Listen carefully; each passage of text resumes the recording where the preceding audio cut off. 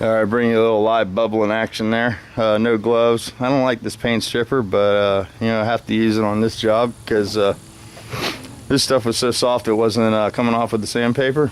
This is a hood that we have to redo for a buddy of mine. Painted his own truck, and he always seems to have trouble when it comes to this hood. So he under reduced the base coat, mixed it 4-to-1 like a single stage, and it caused major problems here. So we're going to start with the metal, and we're going to go ahead and etch it, epoxy prime it, do our body work, 2K it, and then repaint it. So that's what's going on today. I'm looking for a box right here to scrape all this crap into so we don't make too big of a mess. And yeah, so I was just watching the Blue Roads channel there, the Brother of the Year thing going on, and apparently I neglected my Brother of the Year thing there and got demoted. But there's a lot of good people running for Brother of the Year, so go over there and support that little thing there. You got Dave's Customs, James, Freddie.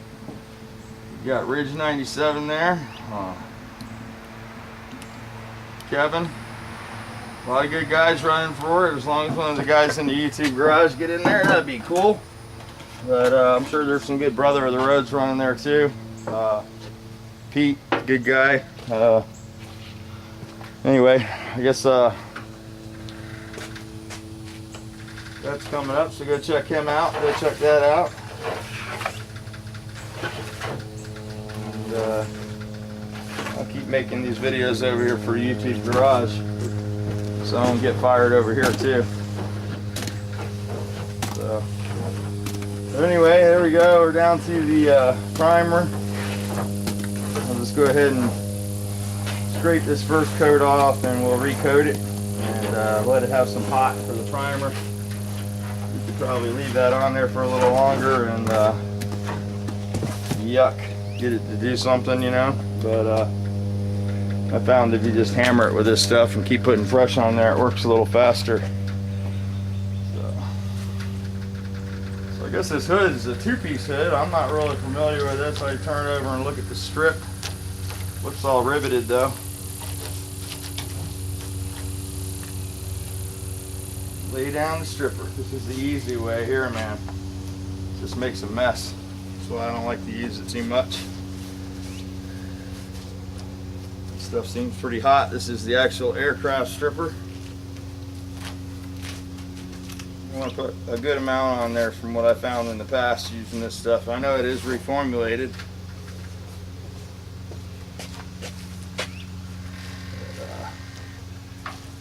I'm sure that a couple of the guys in the garage have been using this stripper.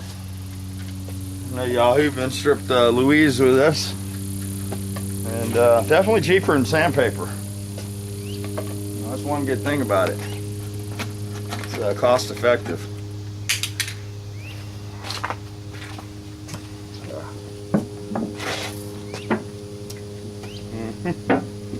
There you go.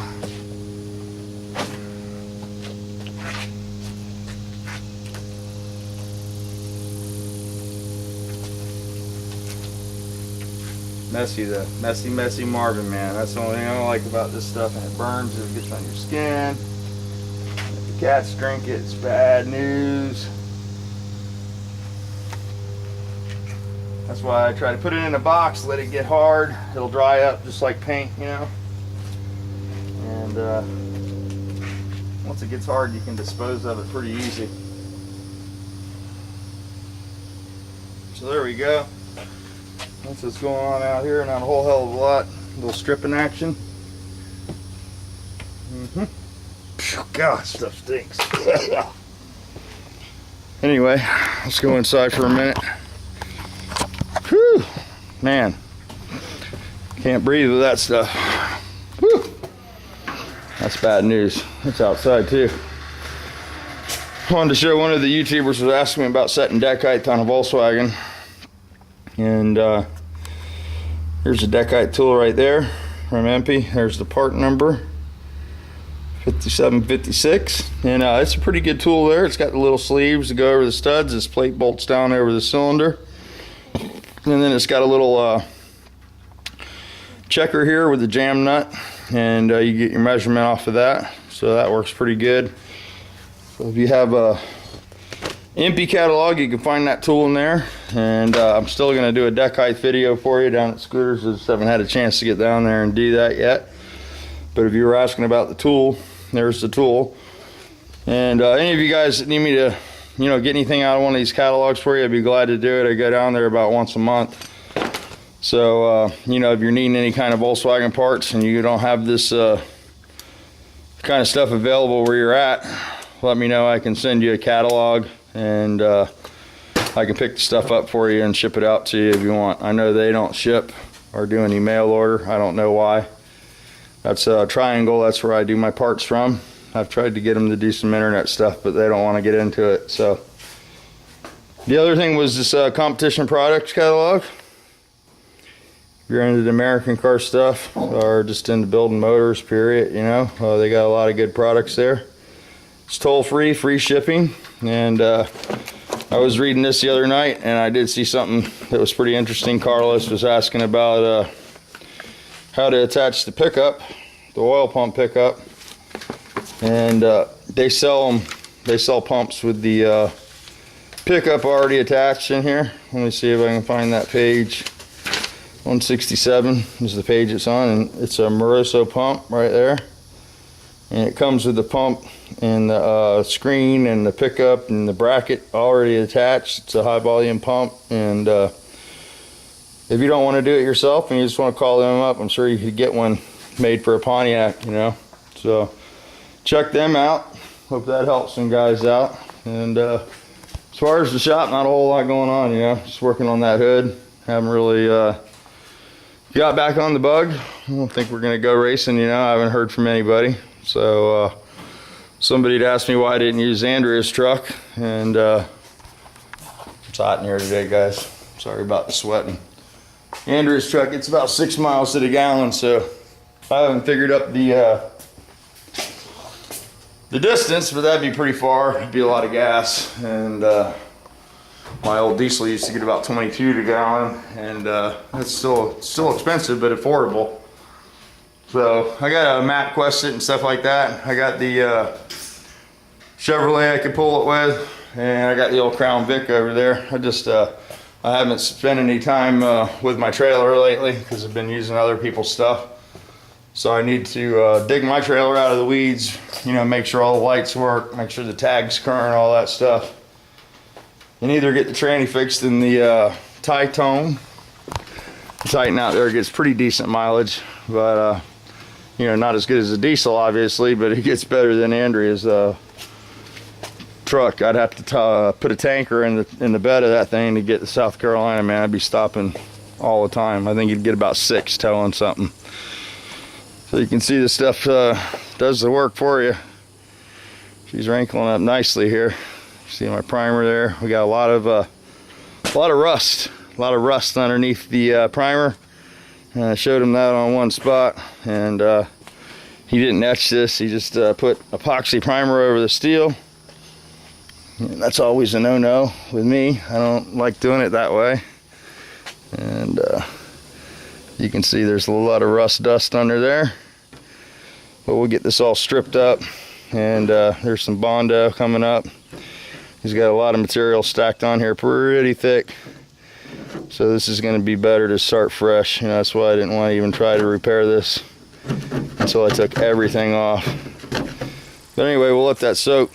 We're going to have to maybe sandblast this, etch it, something, get that rust out of there.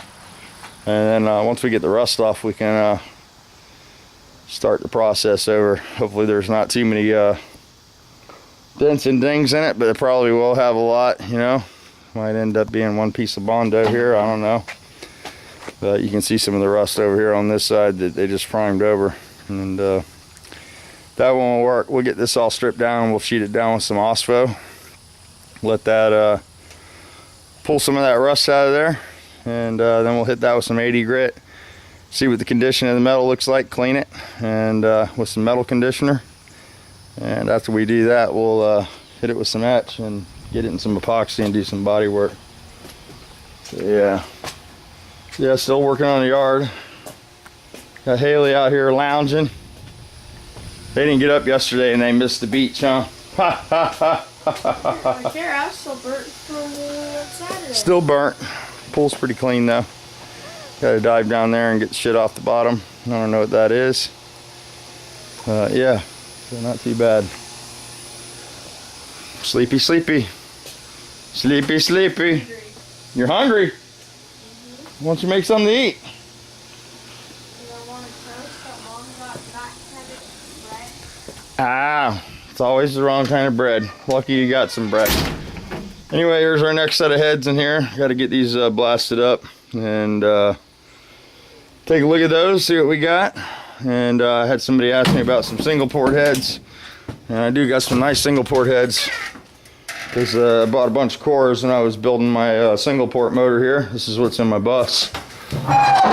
This is a new case, new piston cylinders, rebuilt heads because you can't find new single port heads, but they're really nice nice cores, and they're actually ported them. And people are like, why would you port a single port head? But anytime you can enhance the airflow, it makes more power. And this thing runs killer, man. I want to get it out and drive it on the open road, but just around the neighborhood, she's a cruiser for sure. And it's got a doghouse oil cooler on it with late model sheet metal. It's a single port with a decent header on it. And this thing runs really good. It's got a SCAT or a MP balancer, the weighted one. Somebody was asking me about the 09 distributors, and the funny thing about the 09s for me with all the Volkswagen guys is the 09 was was what we used. You know, that was if you had a bus or any kind of Beetle, you know, the basic performance package back in the 70s. In the early 80s, if you would have come into the Volkswagen shop, would have been an S&S header and with a quiet pack on it, 09 distributor, and a set of Cadrons. And that will wake just about any 1600 up and make it just a joy to drive. It's just a really good combination of parts together. And I guess over the years, you know, people have come out with different distributors. A lot of guys are into the 010 because the 010 doesn't retard the timing on number 3. You have to remember that an 09 has a automatic retard in it, and they retard the timing on number 3 cylinder to try to reduce the heat.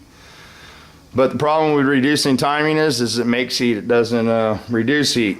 So it will reduce detonation, but if you pull too much timing out of the motor, it can make some heat.